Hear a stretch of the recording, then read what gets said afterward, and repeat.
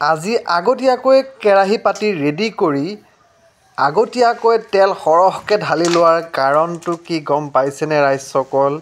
আৰু আগতীয়াকৈ দেখাই লৈছোঁ সৰিয়হ, পিঁয়াজ, নহৰু। এইফালে দেখিবলৈ পাইছে, তাৰমানে আজি এই মাছটো হৈছে চিতল মাছ। আজি খাম চিতল মাছ। চিতল মাছটোত এতিয়া নিমখ আৰু হালধি মিক্স কৰিব, মিক্স কৰি খুব ধুনীয়াকৈ সানি ল'ব। তাৰপিছত লাহে লাহে বনাব। কেনেকৈ বনাব ৰাইজসকল চাই থাকক ভিডিঅ'টো একেবাৰে শেষলৈকে। আৰু চিতল মাছ কাৰ কাৰ প্ৰিয় কমেণ্ট কৰি জনাব পাৰে। আৰু বিহু লাগি আছে যেতিয়া যিমান দামেই নহওক আনকমন মাছ এটা খাই চাবলৈ সকলোৰে মন যায়, হয়নে নহয়? যিহেতু আমাৰ এইফালে এই চিতল মাছটো পোৱা নাযায়, বজাৰত গৈ আমি কিনি আনিব লাগে বহুত দাম দি। আমি আনিছোঁ 700 টকা কেজি চিতল মাছ, আনিছোঁ মাত্ৰ আধা কেজি। এতিয়া ধুনীয়াকৈ বনাম। কেনেকৈ বনাম আপোনালোকে চাই থাকক ভিডিঅ'টো একেবাৰে শেষলৈকে।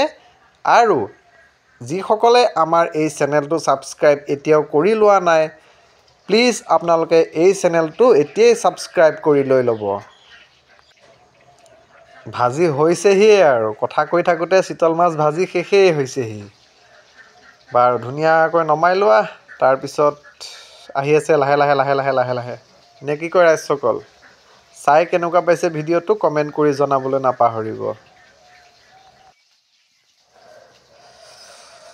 লোভ লাগি আছে বুজিছে ৰাইজসকল, লোভ লাগি আছে। বহুত দিনৰ মূৰত খামটো চিতল মাছ, সেইকাৰণে লোভ লাগি আছে। দিয়া দিয়া দিয়া, পটাপট পটাপট ভাজা, পটাপট।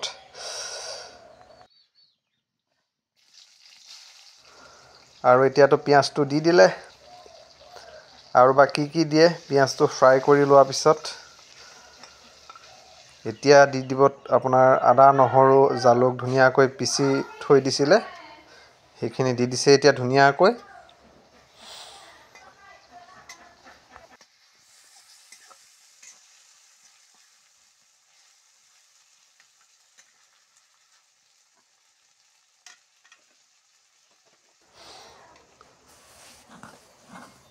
আৰু এতিয়া এয়া সোৱাদ অনুসাৰে নিমখটো জোখত দি দিয়া হৈছে।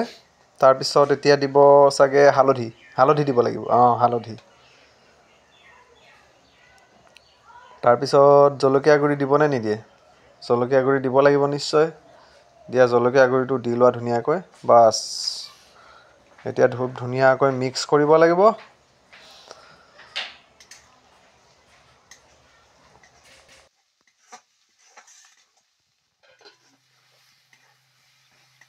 মিক্সিংটো অলৰেডি হৈ গৈছে। এতিয়া দি দিব পকা পকা বিলাহী। বিলাহীটো দিবই লাগিব মাছৰ লগত, হয় নে নহয় ৰাইজসকল? বিলাহী নিদিলেতো খাই ভাল নালাগিব। বিলাহী লাগিবই মাছৰ লগত। বিলাহী নাম্বাৰ 1। বাছ এতিয়া অলপ ঢাকন মাৰি দিব লাগিব না? ঢাকন মাৰি দিব এতিয়া ধুনীয়াকৈ। ঢাকন মাৰি এতিয়া অলপ সময়ৰ কাৰণে ৰাখি দিব।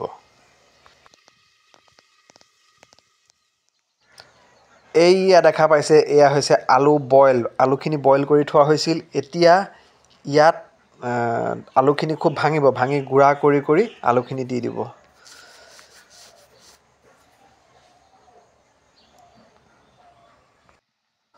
ৰাইজসকল আমাৰ ভিডিঅ'বোৰ যিসকলে নতুনকৈ চাই আছে কিন্তু ছাবস্ক্ৰাইব এতিয়াও কৰি লোৱা নাই, প্লিজ আপোনালোকে ছাবস্ক্ৰাইবটো কৰি দিব। আৰু ভাল লাগিলে লাইক, কমেণ্ট, শ্বেয়াৰ সকলো কৰি দিব।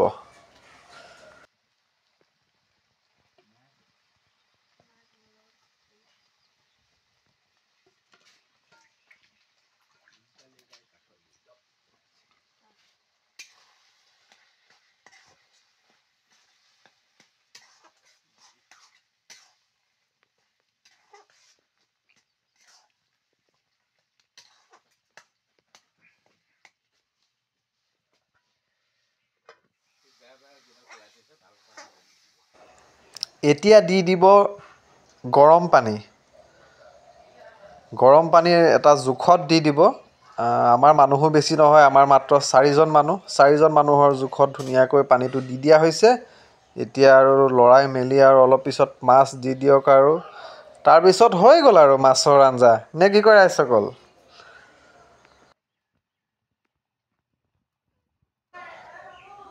এপিচকৈ ধুনীয়াকৈ মাছখিনি দি দিয়া। তাৰপিছত অলপ সময়ৰ কাৰণে উতলিবলৈ দিয়া হ'ব ৰাইজসকল। প্ৰায় 5 মিনিট বা 10 মিনিটৰ ভিতৰত অলপ সময় উতলাই নমাই দিব। আকৌ কৈছোঁ ৰাইজসকল, যিসকলে আমাৰ চেনেলটো নতুনকৈ চাই আছে কিন্তু এতিয়াও ছাবস্ক্ৰাইবটো কৰা নাই, প্লিজ আপোনালোকে এই চেনেলটো ছাবস্ক্ৰাইবটো কৰি লৈ ল'ব। আৰু ভিডিঅ' চাই যদি ভাল পাইছে, লাইক কমেণ্ট শ্বেয়াৰ সকলো কৰি দিব। পাৰিলে শ্বেয়াৰটো কৰি দিবলৈ নাপাহৰিব। উতলটো আহি গ'ল মানে মাছৰ জোলো হৈ গ'ল ৰেডি। এতিয়া মাত্ৰ খাব লাগে আৰু। দিয়ক ৰাইজসকল, আজিৰ ভিডিঅ'টো ইমানতে সমাপ্ত কৰি দিছোঁ দেই। ধন্যবাদ। বহুত দিনৰ মূৰত চিতল মাছ খামতো ৰাইজসকল। আহা লোভ লাগিছে আৰু ধুমাধুম কৰা হৈছে আৰু। একেবাৰে শেষত ৰাইজসকল ক'বলৈ পাহৰি গৈছিলোঁ, ধনিয়া পাতটো দি দিছে।